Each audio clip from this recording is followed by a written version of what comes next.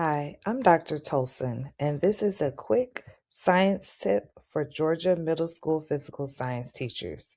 When I teach waves in eighth grade, I focus on helping students see energy in motion.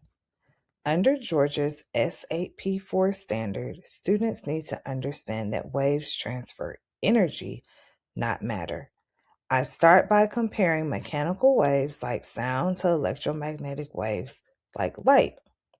Then we explore key properties, wavelength, frequency, and amplitude, and how those relate to energy. A quick demo with a slinky or rope makes it visible.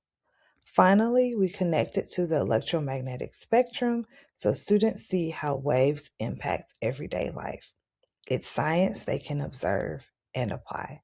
Thanks for watching. Have a great day.